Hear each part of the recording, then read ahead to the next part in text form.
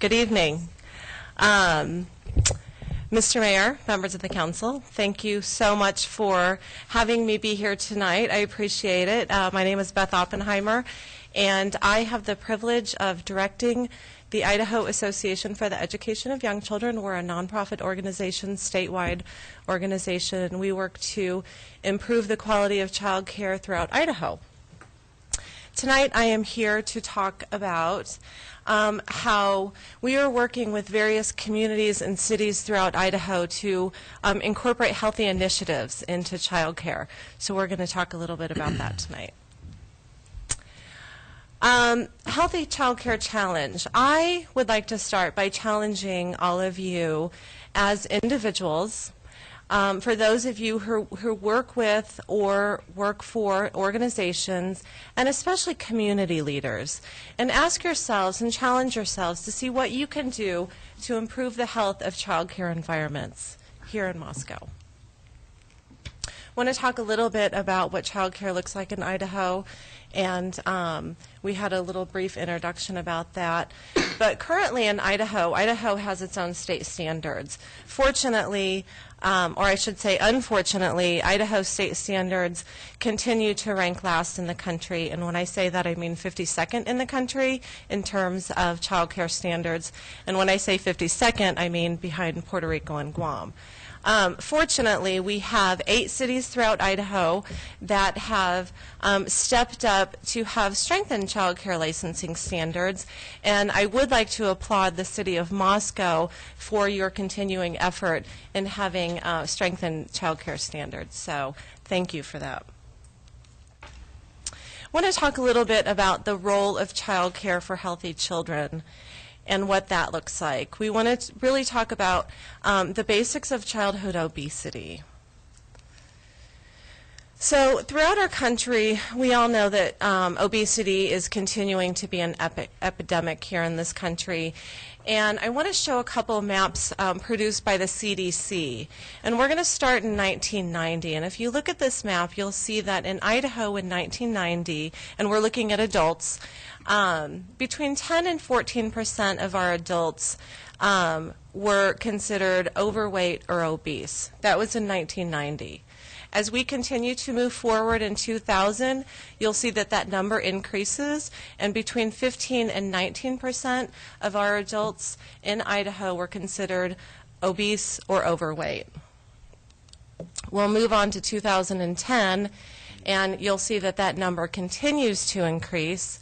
And in Idaho, we're looking at now about 25 to 29% of our adults are considered overweight or obese. And I don't know if you noticed, but that color chart at the bottom, the CDC had to continue to add colors because the numbers got so high. So here's all said and done, it looks like we've got a huge problem and an epidemic here in Idaho. Talking about what's happening with our Idaho kids.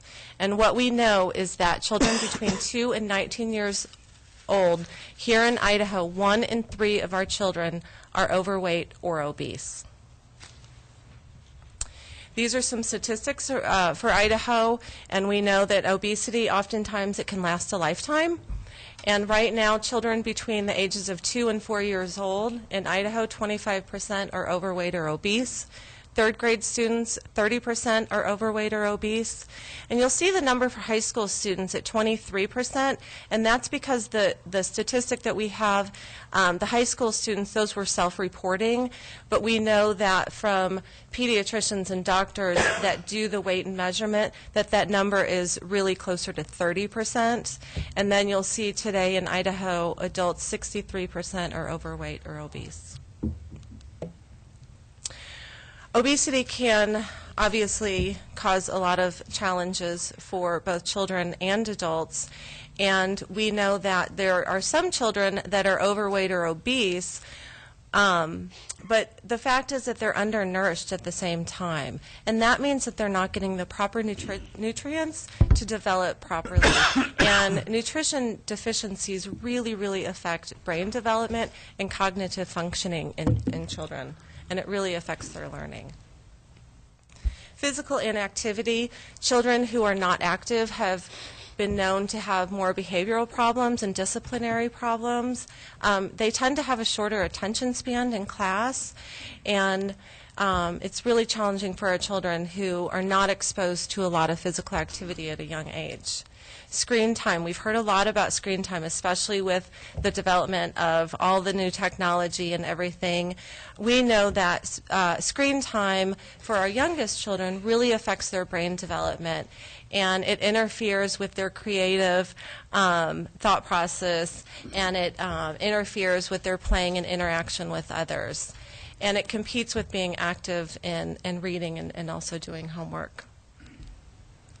In addition, obesity, there are obviously some other health consequences that go with that.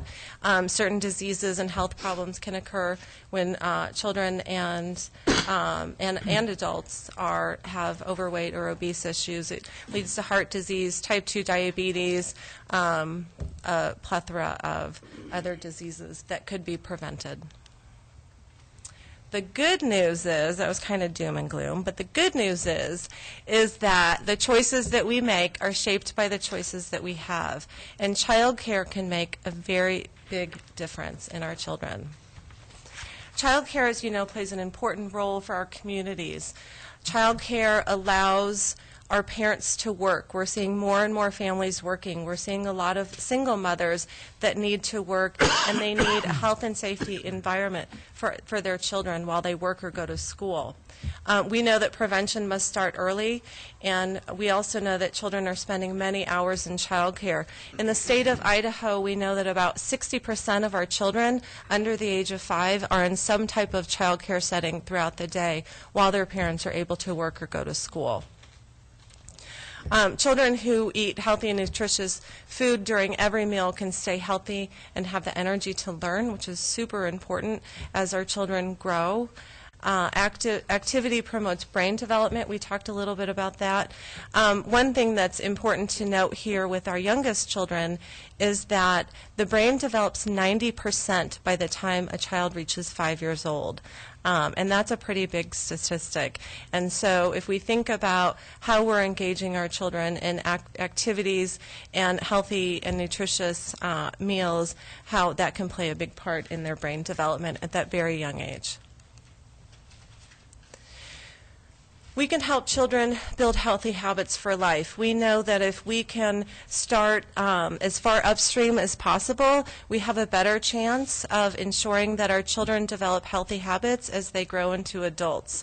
The food preferences and physical activity that are introduced in early childhood, it can often continue into adulthood. Also, our child care providers serve as role models for our children. Children are always looking at what's happening with their providers, and they like to act as they do. And so, if we have our child care providers who are engaging in movement and eating healthy and nutritious meals, if our children see that happening, they'll too want to do that. Also, it's important to note that providers play a unique role in family engagement. In high-quality early learning programs, it is imperative that you have that connection of family engagement. And the provider and the parent has such a unique relationship. And it's kind of like the old saying, it takes a village. It really does in this instance. There are a lot of resources to help with child care providers. Obviously, Idaho AYC, through our Idaho STARS project, we offer a lot of professional development and training to child care providers to educate them and help them develop tools that they need to ensure that our children are being active and healthy. Also, our NAEYC accredited programs and our home provider accredited programs, they follow the highest standards in child care. There's also the Idaho Child and Adult Care Food Program, otherwise known as CACFP, which provides a lot of nutrition materials, posters, resources for child care providers. And one of the biggest ones that have been using is Let's Move Child Care. And Let's Move Child Care is a component of Let's Move, and I know that the city of Moscow is a Let's Move city. And so the Let's Move Childcare is just a component of that. And what Let's Move Childcare does, it focuses on 5 different areas. It focuses on physical activity, screen time, food and nutrition, beverages, and infant feeding. And what Let's Move Childcare is, it's a resource for parents and providers to get tools that they need to incorporate healthy initiatives into their programs. So now I want to talk a little bit about suggested child care policy for the city of Moscow. As I said, Moscow really is one of the leaders in the state in terms of higher standards for child care. But I think that there's a little piece that might be missing, and I want to talk about some opportunities that we can have here in Moscow to incorporate some healthy initiatives. We recently went through this in the city of Boise. I live in Boise, although Idaho AYC is a statewide organization. We kind of piloted this in Boise, and I just want to give a little background on how this worked in Boise. Idaho AYC, along with the Blue Cross Foundation and our local health district, we partnered to put on some Let's Move Childcare workshops. And when we first started this process, it was about almost 2 years ago, we developed these workshops. They were 3-day workshops. We were hoping to get 35 providers to take these workshops. We had no idea what to expect. It ended up that the registration filled up in about an hour, and we had about 70 providers that were on the waiting list that were really excited and wanting to take these workshops. So we did that. We met with major stakeholders. We met with pediatricians, hospitals. We met with insurance companies, local businesses, to kind of run this idea by them. What would you think if we did some sort of healthy initiatives with our youngest children? We met with the mayor individually and each city council member to run the idea past them.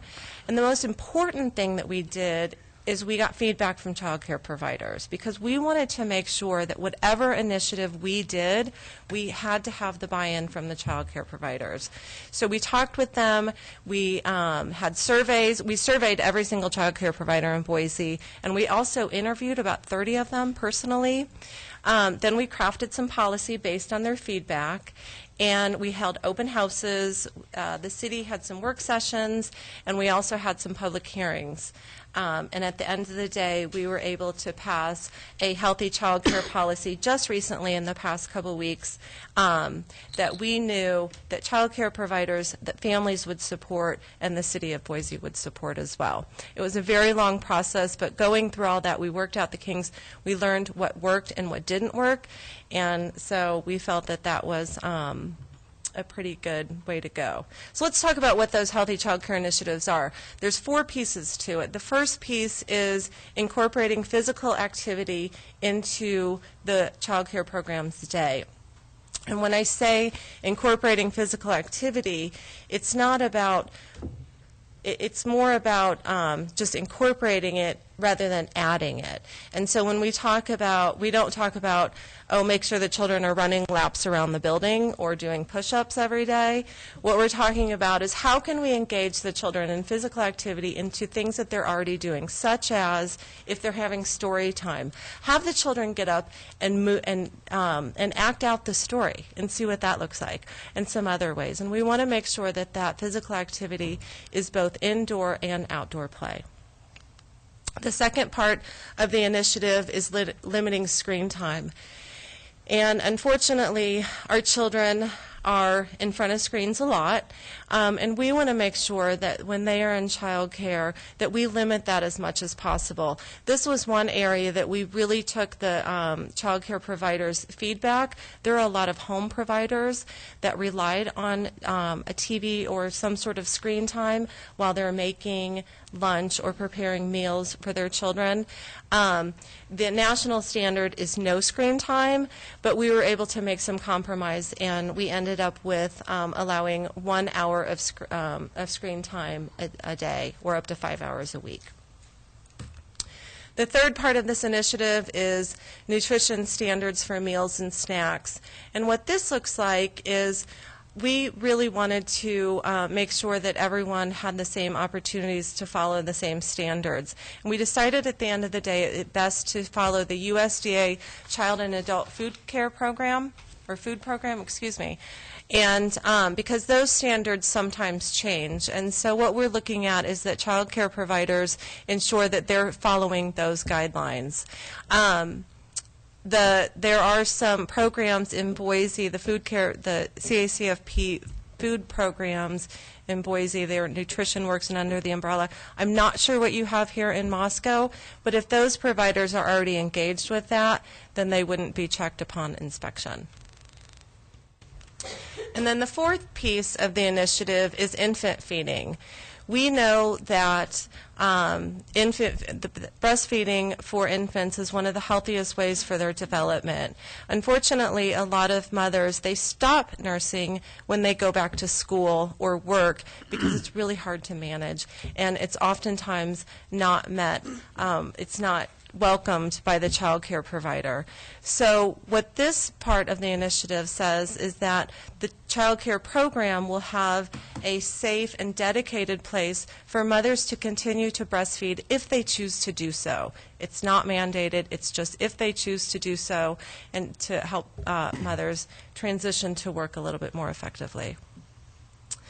Implementation and enforcement, like I said, we just piloted this in Boise and went through almost 2 years of what this would look like. And I know that every community is different, and I would never suggest that everything has to be the same in every city. I think that if we were to move in this direction, we would want to look at our local communities to see how it would fit best in our local communities. But some examples of what what the city of Boise is doing is take a year to roll out the policy. And part of that is the Let's Move Child Care workshops. They were 3 days. We condensed those into a 4-hour training that all of the directors of the program are going to be required to take. We do that not necessarily as a mandate, but more as a resource, because we wanted to make sure that we weren't throwing out a policy and saying, here, good luck, try to figure it out.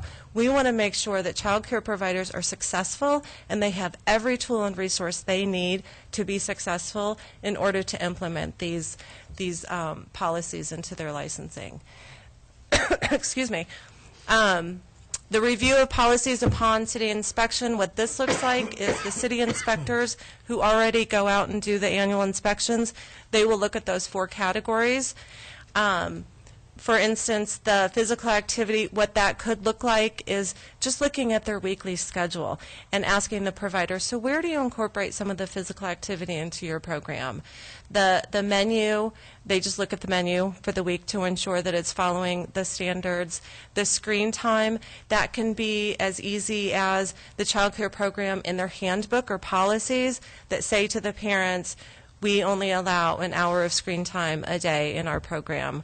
And then the infant feeding, it's just ensuring that they have that dedicated space. So we also wanted to make sure that the city inspectors weren't overtaxed in following these regulations, because we all know they have so many things that they have to look at. So we really worked with the inspectors in the city as well to make sure that this wasn't an extra burden on them. And then also what the city of Boise and a lot of other states are doing is they're incorporating this into the website. What they do is kind of like restaurant compliance, and you can look to see what are the restaurants that are in complying with the policies, doing the same for child care, and showing out of these 4 initiatives which child care programs are following these guidelines. The one good thing about this initiative that we feel really good about is that you don't lose your license if you don't comply with these standards. It's more of a market-driven approach, and so parents that are looking for child care can look on the website to see which program, and if that is important as a parent for them to have the healthy nutrition, the physical activity, then they can choose a program that is following those guidelines. So it's more of a market-driven approach. There's no penalty for not actually complying with these. So I ask you again, after all of that, to challenge yourselves to think, especially as community leaders, what you can do to improve the health of child care environments here in the city of Moscow. And that is about all I have. And again, thank you so much for the opportunity to be here. I really appreciate it. And I'm happy to answer any questions. I'm happy to get this PowerPoint to anyone that's interested in having it as well. I got a comment, Beth, that I'd like to make. On one of your slides, you talked about childhood obesity. That's those kids as they grow into adults. So if I read that right, 63% of them will be obese in their adult life. Correct. Because of where they started as a kid. Correct. Growing up. So that's the significance and the importance of it.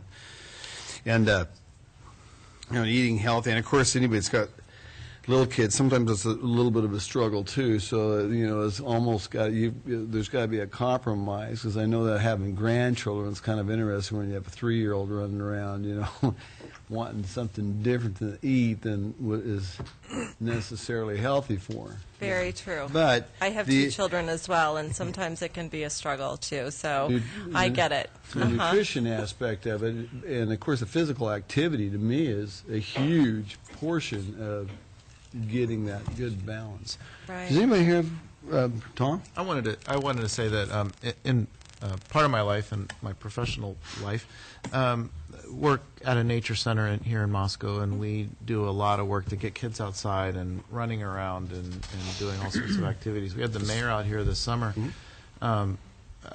doing story time. We have a summer story time series where small children come out and listen to stories, and then there's an activity for them so they can get out and do things. That's great. It's really exciting, and one thing I like about it is that it gives some of the child care facilities an opportunity to kind of expand their space, because they may be in a small space where there might not be a lot of outdoor space near them. Sure.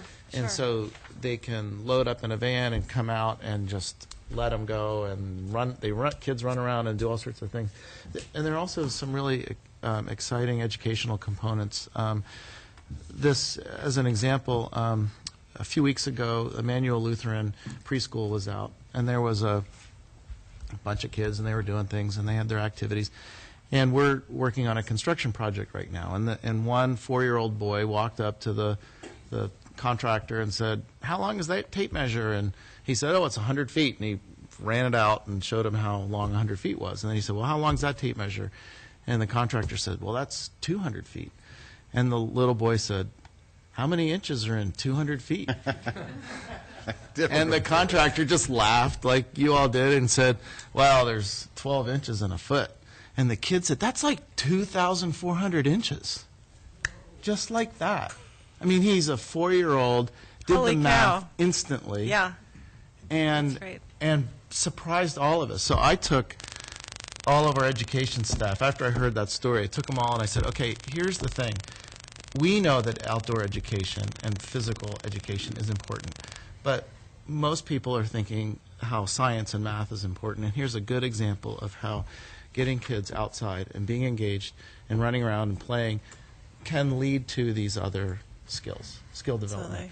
And so it was a neat thing for all of us to see, and again, just another example of why we think at the Nature Center why it's so important to get kids out and engaged in doing things. So thanks for your work on that. Yeah, that is so true. Yeah, I'd like to And, see the city be, I mean, we are a partner, I think, in these issues already, but we can always, Right. Art? Right. Yeah, on your slide, you showed portions of fruit and vegetables. Is there anything in the child adult food program that also includes whole grains?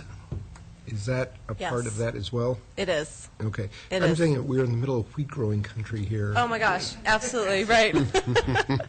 Yes, absolutely. So- It used to be the pyramid, and it's not the pyramid anymore. It's going right, to right, sections of a plate right, approach. right. Alter. That's a So good whole point, grains, absolutely. yes. You need to realize that Art's the wheat guy, so that's why the question. He likes sweet. I'm with you. My question is, so, Ms. Oppenheimer, are you proposing that the city of Moscow adopt the type of standards that you've presented here in some form, and that it be a condition of licensure? I think that, yes, I am. My short answer is yes. I think that if we can raise the standards of childcare at the community level,